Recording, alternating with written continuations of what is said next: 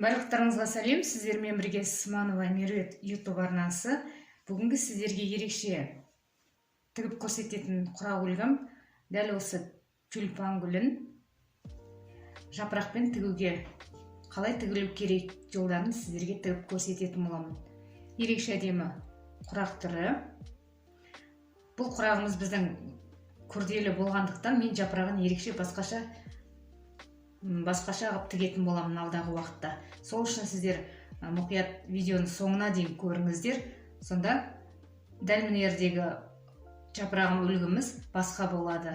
Өйткені мына құрағымыз біздің өте күрделі. Сол себепті мен жеңіл түрін тігіп көрсетпекшімін. Видеоны соңына дейін көріңіздер, сонда түсінікті болады. Сіздер мен YouTube арнама жазылмаған болсаңыздар, міндетті түрде жазылыңыздар, пікірлеріңізді қалдырыңыздар. Жазылбаңыздар дегенді кейбір кісілер түсінбей жатыр. Подписаться кнопкасы тұр, неде? Сол подписация дегенді басасыздар. Пікірлеріңізді қалдырасыздар, жазыңыздар дегенде пікірлеріңізді қалдырасыздар. Мен жазылдым, жазып жатырмын, қалай комментарий жазып жатыр, мен пікір жаздым, әлі сенің нең сақталмай тұр деп кейбір кісілер түсінбей жатыр. Сол себептен подписация деген кнопка тұрады, жазу. Соның үстіне басасыздар, сонда менің арнама жазылған болып есептелесіздер. Ал комментарий деген ол құр пікір жазатын жер. Пікіріңізді қалдырып, ұнап жатса ұнады деген жазбаларыңыз ол. Соны кейбір кісілер түсінбей жатыр. Қасында тұрған қоңыраушаны да баса кетіңіздер. Ең алғашқы видеоны бірінші болып көретін боласыздар. Дәл осы құрақ тігу жолын қазір мен тігіп көрсетемін, бірақ мына үлгідей емес, басқа үлгідей болады.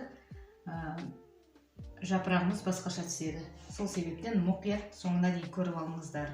Ал енді бастаймыз. Бисмиллахиррахманиррахим. Ол үшін бізге мен размерін айтып отырамын тіккенде.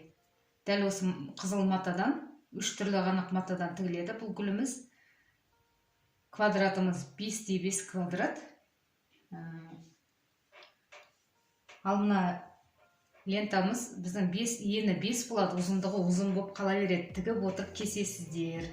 Сол себептен солай болады. Ал енді тігу жолын мұқият көріңіздер. Біз бастаймыз. Бұл жол біз өз матамызды дайындап алдық. Өз матам дәл ортасынан тікпейміз. Мына шетінен бастап тігетін боламыз. Дәл осы шеттен бастап тігеміз. Мұқият көрсеңіздер, әдемі гүл үлгісі шығады.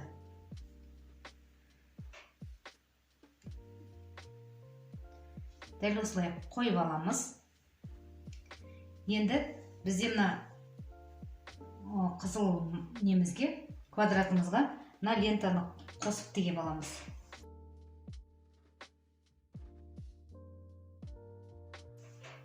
Ал бастаймыз. Тігу жолын соңына дейін қайталап түсінбесеңіздер, қайталап көріңіздер.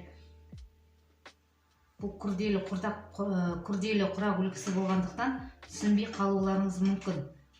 Жаңадан тігіп жатқан кісілер болса. Бір-екі рет қайталап көрсеңіздер, сонда сіздерге түсінікті болады.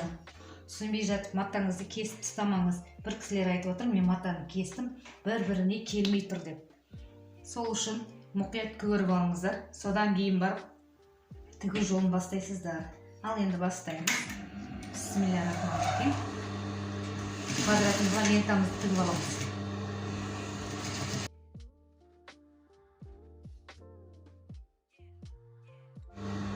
Енді мына квадратымызды лента қосып алдық. Ендігі кезек біз осылай тігетін боламыз. Өз матамыздың шетінен бастаймыз.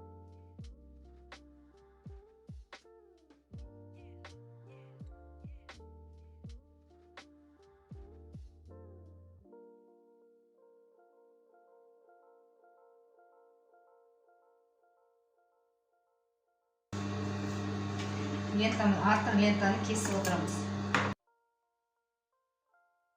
Бізде дәл осындай үлгі шықты. Келесі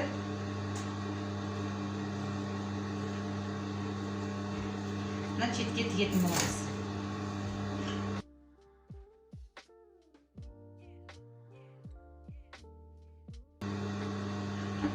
лентаның шетіне қоя тұрамыз да. Қызыл матамызды тігіп аламыз. Қазіргі біз дәл осылай қосып алған лентамызды енді келесі мына жағына қарай тігетін боламыз.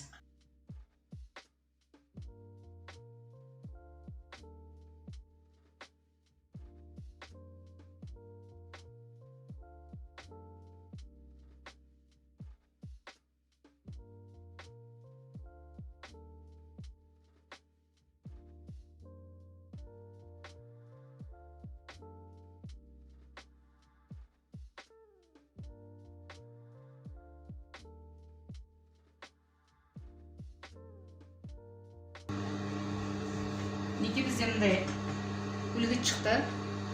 Ендігі кезек бізде лентамызды былай тігетін боламыз.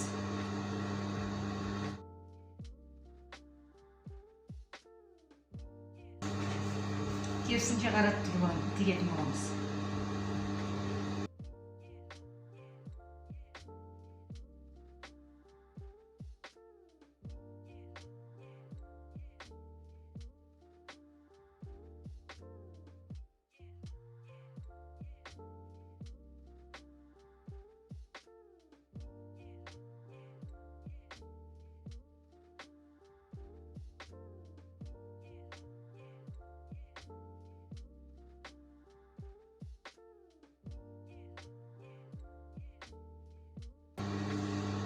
Бізде осындай керемет әдемі үлгі шықты.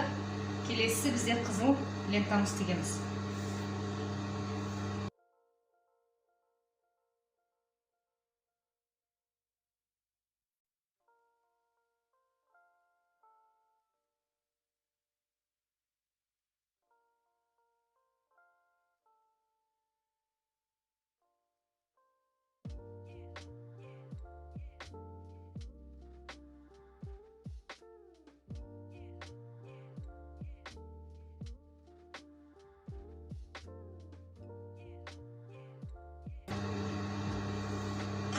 Келесісін дәл осылай тігетін боламыз.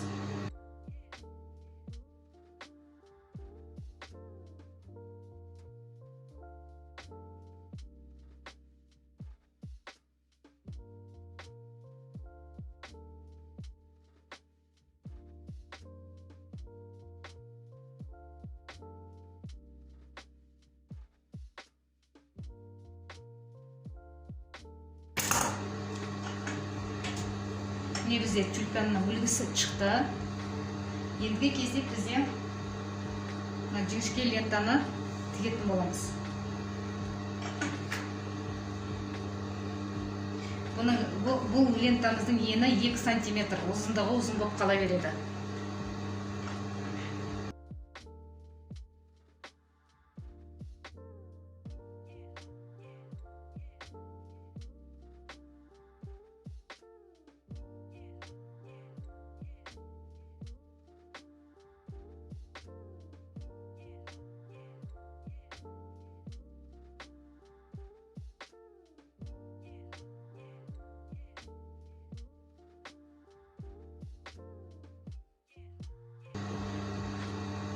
Ендігі кезек келесі лентаны тігеміз.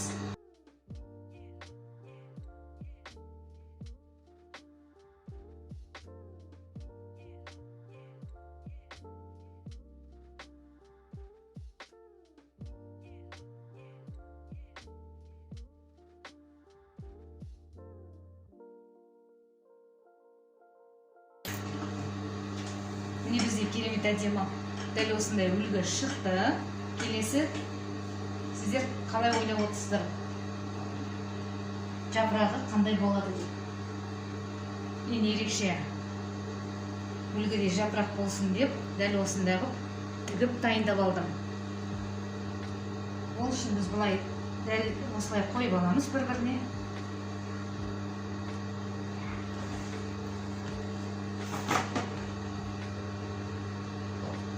Егер мен мұнда мына жерін дәл осылай келтіре алмаймын дейтін болсаңыздар, мынандай кішкентай иголка болады, иголкамен қыстырып қойсаңыздар болады.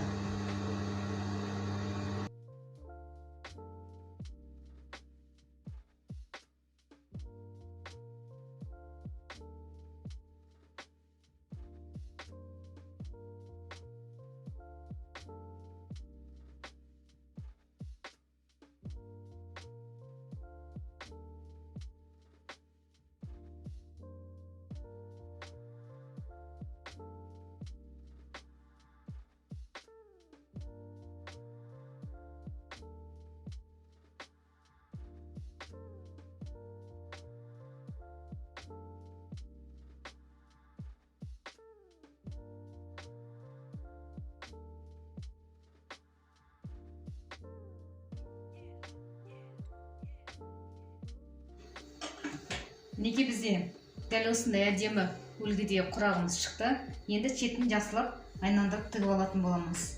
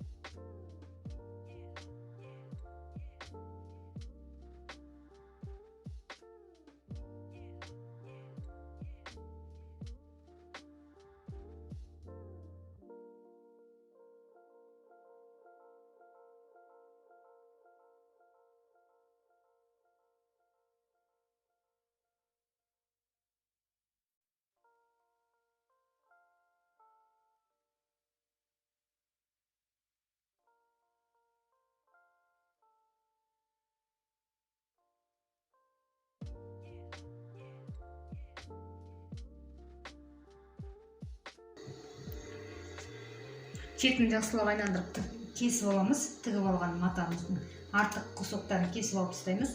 Қазір ерекше әдемі құрақ үлгісі шыққанын көрсететін боламын. Мінекей біздің аяқталған құрақ үлгіміз дәл осындай әдемі құрақ үлгі болып шықты. Жапырағының үлгісі мүлдем басқаша болып әдемі құрақ үлгісі. Артық жіптерін кесіп алып тастаймыз. Артындағы бөз матасы дәл осылай болды.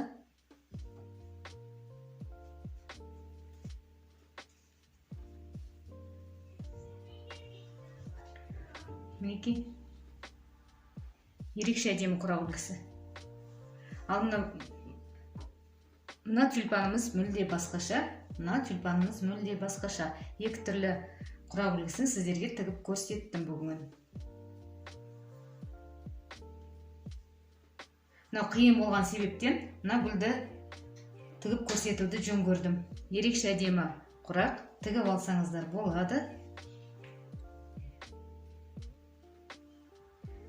Кімде-кім менің арнамнан тіркелмей көріп жүрген болсаңыздар, міндетті түрде тіркеліп алыңыздар.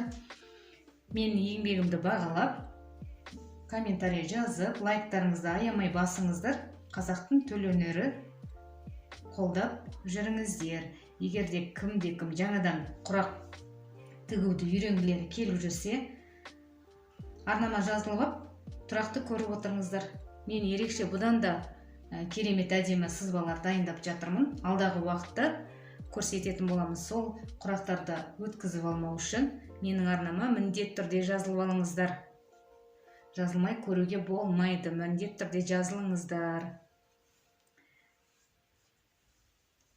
Дәл осындай әдемі құрақ үлгілерін алдағы уақытта тігіп үйренетін боласыздар.